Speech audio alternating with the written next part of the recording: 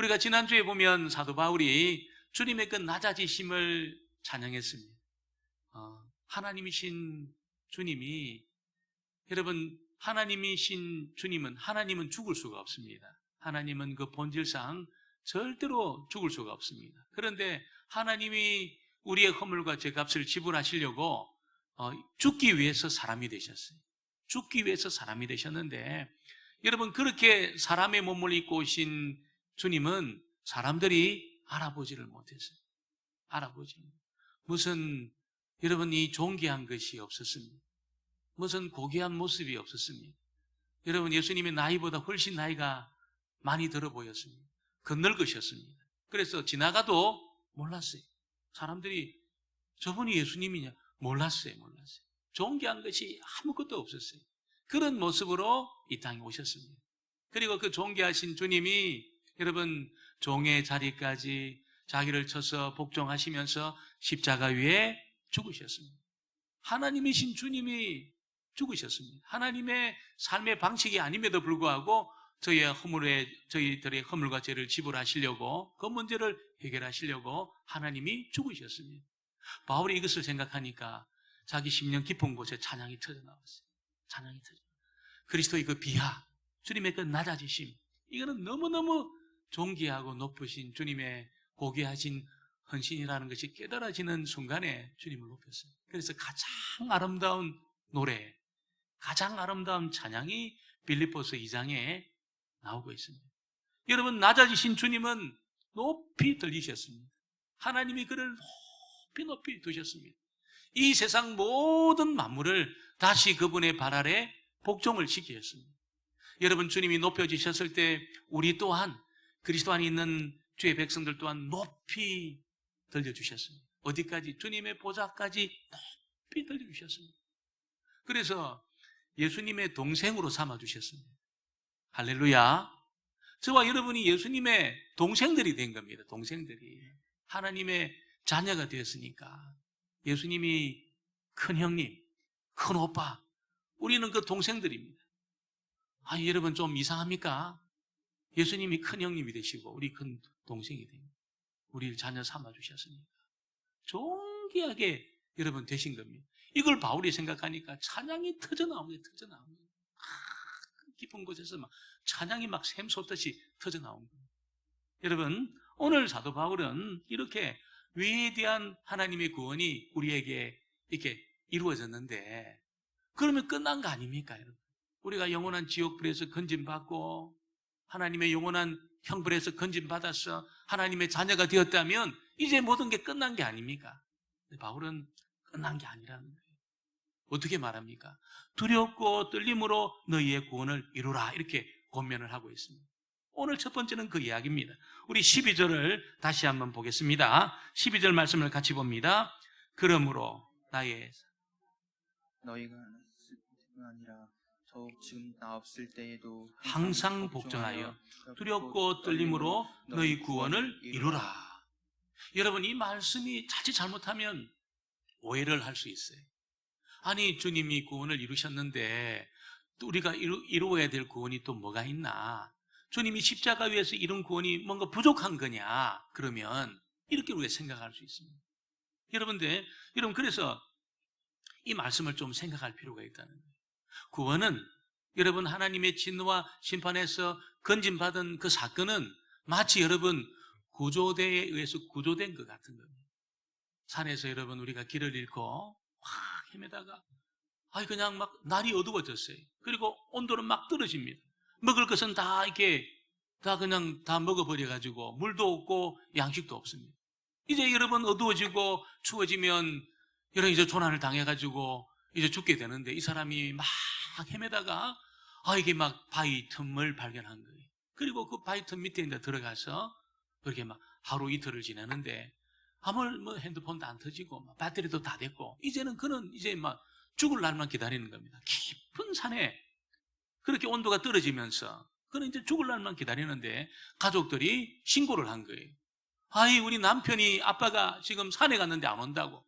그래가지고 구조대가 산으로 투입돼가지고 여러분 이 험한 곳을 막 찾고 찾는데 바위 밑에서 기진해서 쓰러져 있는 여러분, 그 조난당한 사람 발견한 겁니다.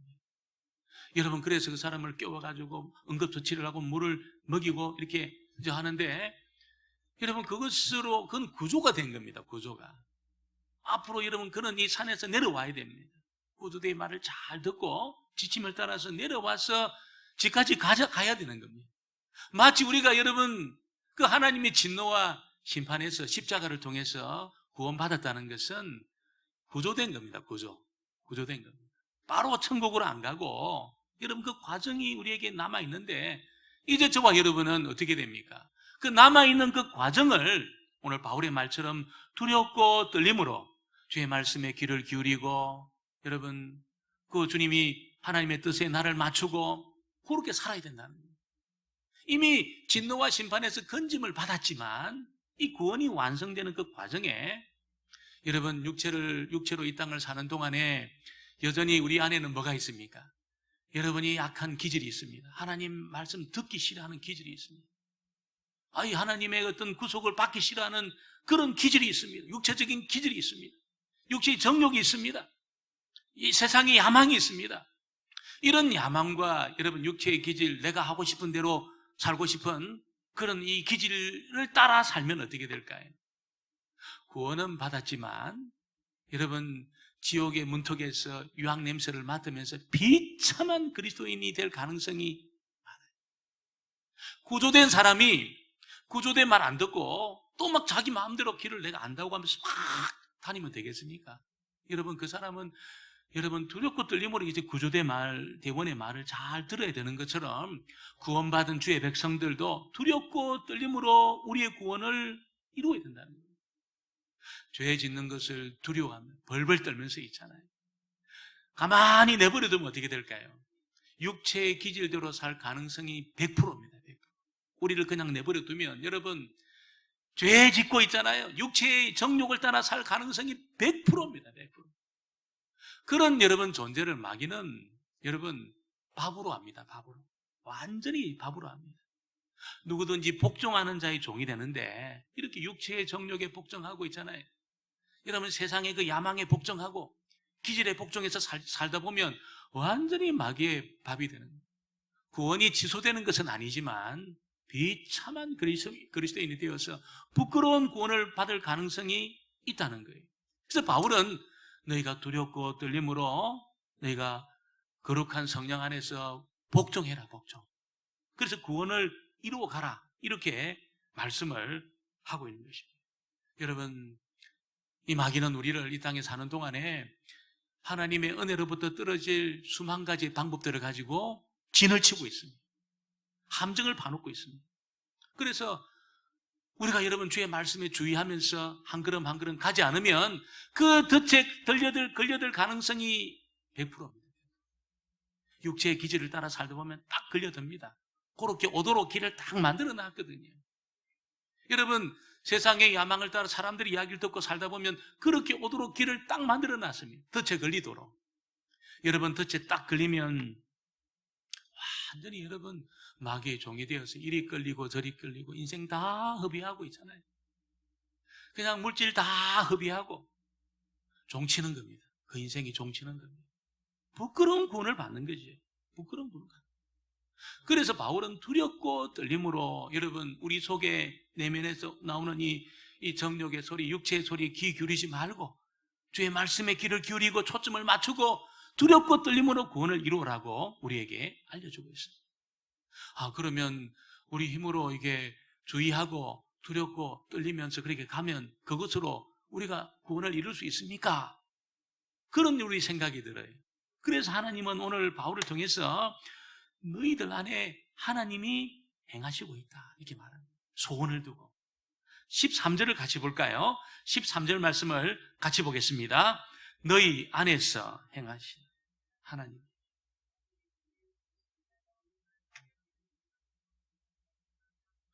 여러분, 행한다, 이렇게 하나님이 우리 안에서 행한다, 이 말을, 이 원어를 보면 하나님이 우리에게 에너지를 공급해 주신다, 그렇게 말합니다. 에너지를 공급해 주신다. 에너지를 공급하시면서 하나님의 소원이 이루어지도록 우리 안에서 역사하신다는 거예요. 그러니까 예수 믿는 사람들 안에는 있잖아요. 나만 있는 게 아니라는 거예요. 하나님이 와 계신 줄 믿습니다. 하나님이 그냥 와 계신 게 아니고 하나님의 그 에너지, 하나님의 에너지를 가지고 우리에게 와 있습니다.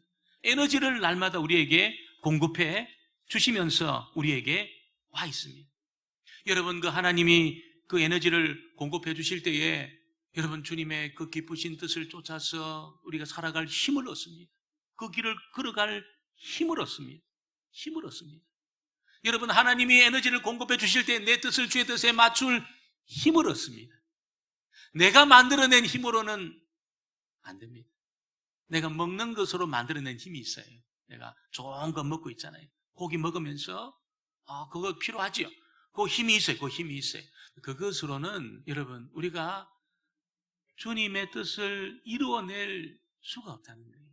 내가 만들어낸 힘으로는 안 됩니다. 내가 열심히 학습하고 배운 그 힘으로는 주님의 뜻을 성취할 수가 없어요. 어떻게 해야 됩니까? 하나님이 우리에게 에너지를 공급해 주셔야 될 줄 믿습니다. 자기를 그 뜻에 맞출 때 우리 안에 계신 하나님이 여러분 그 에너지를 공급하세요. 어떻게? 소원을 주시면서 내가 내 마음의 그 소원을 따라가다 보면 어떻습니까? 하나님이 내가 주를 위해 일을 해야 되겠다. 그 생각이 딱 들을 때 이걸 눌러버리지 않고 여러분 그 소원을 따라서 내가 한 걸음 두 걸음 내딛다 보면 어떻습니까? 그 소원이 이루어지도록 하나님이 에너지를 공급해 주시는 겁니다. 일이 이루어지게 하나님이 에너지를 공급해 주시는 겁니다. 그 에너지는 여러분 그냥 힘만이 아니에요. 환경을 열어주시고 물질을 대주시고 사람을 붙여주시고 그러면서 일이 이루어지도록 그렇게 하나님이 역사하시겠다고 말씀하고 있습니다. 저와 여러분이 두렵고 떨림으로 여러분 내 속에 육체의 소욕에 내가 그 소욕을 따라가지 않고 주의 말씀을 쫓아 내가 여러분 그 길을 걸어갈 때에 주께서 분명히 에너지를 공급하신다는 것을 믿고 믿음의 길을 끝까지 걸어가는 저와 여러분 되어지기를 주의 이름으로 축원합니다. 오늘 두 번째는 바울이 원망과 시비가 없이 일하라 그렇게 말씀하고 있습니다. 14절을 우리 다시 한번 보겠습니다. 14절 말씀을 같이 한번 봅니다. 모든 일을 원망과 시비가 없이 하라. 원망과 시비는 왜 생길까요? 이게 납득이 안 되면 원망이 생깁니다. 납득이 안 되면 시비가 생깁니다. 왜 이렇게 했냐는 거예요. 왜 이렇게 일을 이런 식으로 하냐는 거예요. 원망이 생깁니다. 시비가 생깁니다. 여러분, 원망과 시비는 그냥 어떻게 보면 그냥 인간적으로 생각할 때 일어날 수 있는 일이지만 이 원망과 시비를 쫓아가다 보면 결국 나중에 하나님하고 이렇게 맞서는 일이 있게 된다는 겁니다. 누가 그랬습니까? 출애굽한 이스라엘 백성들이 그랬습니다. 여러분, 출애굽한 이스라엘 백성들이 막 찬양하면서 여러분 구원의 은혜를 기뻐하면서 여러분 홍해를 갈라두신 그 길을 따라서 걸으면서 찬양을 하면서 막 걸어갔어요. 3일 길을 딱 걸어가고 나니까 물이 없습니다. 물이. 아무도 그걸 생각 안 했습니다. 물이 없어진다고 생각 안 했어요. 물이 있다고 생각했어요. 바울은 저희 모세가 물을 준비했다고 생각했습니다. 좀 더 가니까 양식이 없어요. 다 가져왔던 양식이 없어졌어요.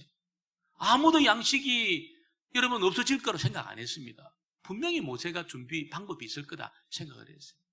물어봤어요. 그 모세 선생이요. 물이 어디 있습니까? 양식이 어디 있습니까? 물어봤어요. 없다는 겁니다. 그 준비가 안 됐다는 거예요. 아니 지금 애들을 데리고 지금 그 불타는 광야로 왔는데 물도 준비 안 하고 양식도 준비 안 하고 불타는 광야로 데려왔다는 너무 무모한 짓이라는 겁니다. 적어도 여러분 많은 것들은 아니지만 최소한의 생존을 위한 물과 양식은 준비하고 우리를 데려와야지 어떻게 그것도 없이 지금 죽게 됐는데 어떻게 모세 당신이 그럴 수 있냐. 이거는 말이 안 되는 일이 아니냐.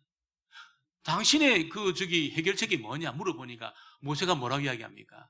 사람이 떡으로만 사는 것이 아니고 하나님 입에서 나오는 말씀으로 산다. 이렇게 말했어요. 여러분 아마 손이 올라가지고 한번 때리려고 그랬을 겁니다. 그게 답입니까 여러분? 인간적으로 볼 때는 그 말이 맞는 말이지만 어떻게 현실적인 이 부분에 대해서 대비를 하고 준비를 하고 데려와야지. 여러분 물이 없으면 불타는 광야에서는 죽습니다. 그래서 뭐라고 이야기합니까? 아니, 애굽에 무덤이 없어서 여기까지 우리를 인도했냐? 애굽에 죽을 자리가 없어가 여기까지 인도했냐? 이렇게 원망하기 시작했어요. 불평하기 시작했어요. 여러분, 원망과 불평이 커지다 보니까 하나님을 나중에 대적합니다. 모세를 대적하고 하나님을 대적하기 시작했다는 거예요. 인간적으로는 이해가 됩니다, 여러분. 인간적으로는. 최소한의 물과 양식은 좀 준비를 하고 나와야 되는데, 여러분, 이게 대책이 없는 거예요, 대책이. 대책이라고 내놓은 것이 사람이 떡으로만 사는 것이 아니고 하나님 입에서 나온 말씀으로 산다. 이렇게 말했어요.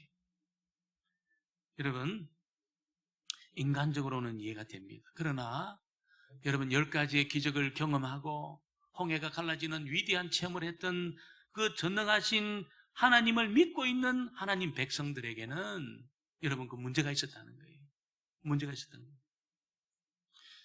하나님이 왜 그 전능하신 분이 홍해도 갈라낼 수 있는 그 전능하신 분이 여러분, 나일강의 개구리와 여러분 그 이와 여러분 그런 나일강의 물을 가지고 애굽을 제압할 수 있는 그 능력 있는 하나님이 왜 불타는 광야로 아무것도 없는 준비가 안 된 채로 그들을 이끌었을까요? 그건 다른 것이 아니에요. 하나님이 불타는 광야로 아무것도 없는 곳에 그들을 이끈 것은 자기 힘으로 살지 못하도록 하기 위해서 그런 겁니다. 자기가 준비하고 자기가 가지고 오고 자기가 만들어 놓은 그곳으로 살지 않도록, 자기 힘으로 살지 않도록 하기 위해서 광야로 그들을 내모신 겁니다. 어떻게 살라고? 하나님이 공급해 주시는 힘으로만 살도록 그 훈련을 시키려고 광야로 그들을 그렇게 몰아내신 것입니다. 모든 것을 하나님 의존해야 되는 그런 상황입니다. 모든 것을 하나님 의존하면서 살아야 되는 그런 환경 속으로 하나님 백성들을 그렇게 이끈 겁니다. 너희들 힘으로 살지 마. 하나님이 공급해 주시는 힘으로 마시고 먹고 그렇게 입고 그렇게 살아. 이걸 이제 그들이 40년 동안 훈련하면서 배우게 하기 위해서 하나님이 그들을 그렇게 모신 것입니다. 여러분, 하나님에게 어려운 환경이 없다면 하나님 백성들에게도 어려운 환경이 없는 줄 믿습니다. 하나님에게 어려운 문제가 없다면 하나님 백성들에게도 어려운 문제가 없습니다. 그래서 아무리 열악하고 힘들어도 불평할 필요가 없는 겁니다. 원망할 필요가 없는 겁니다. 여러분, 어려울수록 하나님의 역사는 클 줄 믿습니다. 여러분, 아무것도 없을수록 하나님의 공급은 풍성한 것입니다. 이걸 경험하게 하기 위해서 그들을 여러분 내모신 것이, 오늘 저와 여러분이 이 말씀을 이해한다면 우리 속의 원망과 불평 다 추방할 수 있을 겁니다. 이게 이해가 안 되면 인간적으로 생각하고 이성적으로만 생각하고 여러분 사람을 원망하고 여러분 가족을 원망하고 부모를 원망하고 나중에 하나님을 원망하고 교회를 원망하고 그렇게 되는 겁니다. 전능하신 하나님에게 어려운 문제가 없고 환경이 없다면 우리에게도 어려운 문제나 환경은 없는 것입니다. 여러분, 뭐가 없다, 어렵다, 하나님의 역사가 크다 이렇게 믿음으로 선포하시기를 바랍니다. 나에게 뭐가 없다, 물이 없다, 그 말은 하나님 물을 공급하시겠구나. 돈이 없다는 거 하나님 나에게 돈을 공급 주시겠구나 이렇게 생각하는 겁니다. 믿음으로 생각하는 거지.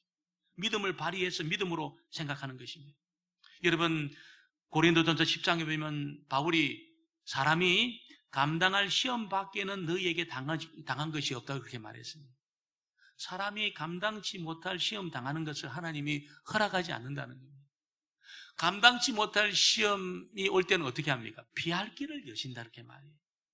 감당케 하시는 것은 그만큼 믿음이 자란 거예요. 그만큼 믿음이 자란 겁니다.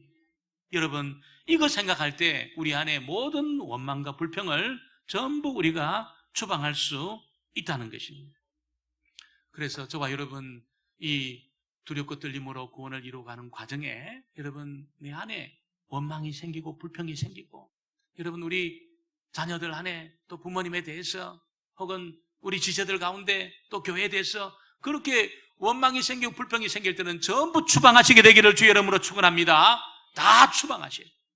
불평과 원망이 많아지면 많아질수록 마귀가 춤을 춥니다. 춤을 춥니다. 여기가 내 집이다 이렇게 합니다. 여러분 집에 원망과 불평이 막 많아지잖아요. 마귀가 여러분 내 집이라고 생각합니다. 완전히 자리를 여러분 깔고 안 떠납니다. 안 갑니다. 언제 떠납니까? 불평과 원망이 추방될 때 떠납니다. 하나님 감사합니다. 하나님의 뜻이 있는 줄 믿습니다. 이 말을 마귀가 가장 싫어합니다. 가장 싫어합니다. 가장 괴로운 소리입니다. 하나님의 뜻이 있는 줄 믿습니다. 감당치 못할 시험 당하는 것 허락하지 않은 줄 믿습니다. 하나님 피할 길을 여시는 줄 믿습니다. 나에게는 방법이 없지만 하나님에게는 방법이 있는 줄 믿습니다. 믿음의 고백을 할 때 마귀가 떠나가게 될 줄 믿습니다. 떠나가는 겁니다. 마귀야 물러가라 해서 떠나는 게 아니고 내 안에 그 중심에서 있잖아요. 중심에서 믿음의 고백이 터져 나올 때 마귀는 괴로워 있을 수가 없는 거예요. 여러분 그 인생에 불평이 가득 차고 원망이 가득 차 있어 보세요. 완전히 마귀의 종이 되어 있는 거예요. 완전히 밥이 되어 있는 겁니다. 되는 일이 없어요. 불평대로 원망대로 될 뿐입니다. 되는 일이 없어요. 여러분 그러나 하나님의 일하심을 믿고 하나님의 전능하심을 믿고 이 어려운 상황을 허락하셨다는 것은 하나님의 기적과 하나님의 이적이 크고 하나님 역사가 크다고 이렇게 여러분이 선포하실 때 여러분 인생의 어둠의 세력이 떠나가게 될 줄 믿습니다. 오늘 세 번째는 하나님이 기쁨을 숨겨두신 곳이 있다 이렇게 말합니다. 기쁨을 숨겨두신 곳이 있다 이렇게 말합니다. 우리 17절 말씀, 18절 말씀 같이 한번 보겠습니다. 17절, 18절 말씀. 만일 너희 믿음의 재물과 섬김 위에 내가 나의 전제로 드릴지라도 나는 기뻐하고 너희 무리와 함께 기뻐하리니 이와 같이 너희도 기뻐하고 나와 함께 기뻐하라. 여러분이 빌립보서 안에는 기뻐하라, 이 기쁨이라는 말이 14번 쓰여지고 있습니다. 오늘 읽은 이 2절에서 4번이나 쓰여지고 있습니다. 도대체 기쁨이라는 것은 어디서 올까요? 여러분 맛있는 것을 많이 먹는다고 기쁨을 얻을 수 있는 것이 아니에요. 아주 멋진 그런 경치를 보고 여행을 다닌다고 해서 기쁨을 얻을 수 있는 것이 아니에요. 피곤합니다. 피곤해. 스트레스가 있습니다. 아무리 멋진 곳에 가도 피곤하고 스트레스 있습니다. 있어요. 기쁨은 여러분 하나님의 자원인 줄 믿습니다. 하나님의 자원입니다. 하나님과 바른 관계 속에 있는 그 사람에게 하나님이 주시는 자원이 기쁨입니다. 하나님이 기뻐하는 그 삶을 살아가는 자에게 주시는 그 자원이 기쁨이라는 것입니다. 바울이 어떤 사람을 하나님이 기뻐한다고 말합니까? 오늘 보니까 너희 믿음의 재물과 여러분 너희 믿음의 그 재물 너희가 믿음으로 네 자신을 하나님 앞에 드려지게 될 때에 하나님 기뻐한다는 거예요. 그래서 바울은 그 섬김 위에 내가 전제로 드릴지라도 내가 기뻐한다는 거예요. 이 전제라는 것은 제사의 맨 마지막에 포도주를 붓는 겁니다. 포도주를. 그래서 바울은 자기가 이렇게 피 흘림으로 내가 마치 전제처럼 그 제물 위에 이런 포도주로 이렇게 부어질지라도 내가 기뻐한다 이렇게 말하는 거예요. 여러분 하나님은 여러분 주의 백성들이 제물로 드려지게 될 때 그렇게 하나님이 기쁨을 주세요. 제물은 여러분 자신이 죽지 않으면 절대로 제물이 안 됩니다. 제물은 언제 제물이 됩니까? 나를 죽일 때 제물이 됩니다. 내가 하고 싶은 거 다 하고 가고 싶은 데 다 하고 하고 싶은 말 다 하고 절대로 제물이 되지 않습니다. 하나님이 기뻐하는 제물이 절대로 되지 않습니다. 여러분 제물이 살아서 막 돌아다녀 보세요. 제물이 되겠습니까? 언제 제물이 됩니까? 자기를 죽여가지고 딱 그 제단 위에 올려져야 제물이 되는 겁니다. 하나님이 원하시는 것이 자신의 욕망과 정욕을 십자가에 못 박고 나를 주님 앞에 내어드리고 주님이 내 인생의 주권자가 되어서 그렇게 내 인생을 잡고 일하실 그때 그 제물이 된 겁니다. 제물이 된 겁니다. 내가 시부럽게 살아가지고 있잖아요. 내가 하고 싶은 거 다 하고 막 여러분 내 육체의 정욕을 따라 살아 있으면 절대로 제물이 될 수 없습니다. 여러분 하나님이 기쁨을 주지 않아요. 언제 기쁨 주십니까? 제물이 되어 주님 앞에 드려지게 될 때에 그 인생을 그 주권을 하나님 앞에 내어드리게 될 때에 하나님이 그 인생 위에 기쁨을 부어주시는 것입니다.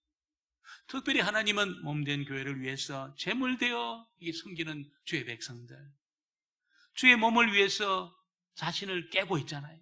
다 자신을 깨고 자기의 어떤 이 성질을 죽이고 있잖아요. 자기 기질을 죽이고 시간을 들이고 물질을 들이고 교회를 섬기는 주의 백성들에게 하나님이 큰 기쁨을 그 인생에 숨겨놓았습니다. 큰 기쁨을 주십니다.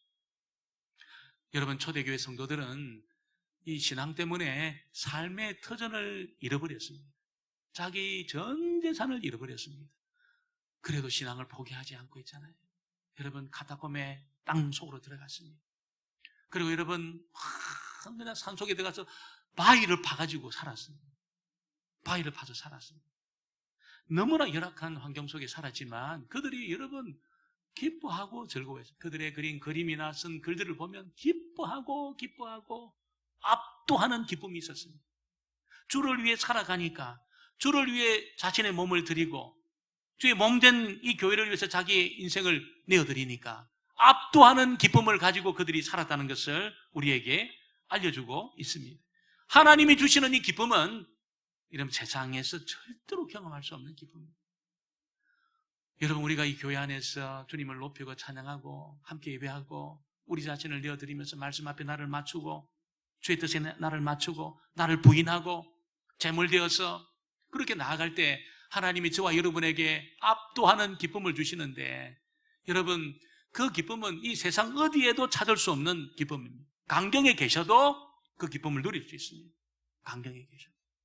저와 여러분이 오늘 말씀을 꼭 기억하고 두렵고 떨림으로 하나님이 주신 이 구원을 이루어 가시면서 내 안에 하나님의 그 에너지가 공급되어 있다는 것을 믿고, 여러분, 불평과 원망은 추방하시고 나를 주의 뜻에 맞추어서 제물되어서 그렇게 살아가다가 세상이 여러분 알지 못하는 큰 기쁨을 경험하고 우리 교회가 큰 부흥을 경험하게 되기를 주의 이름으로 축원합니다.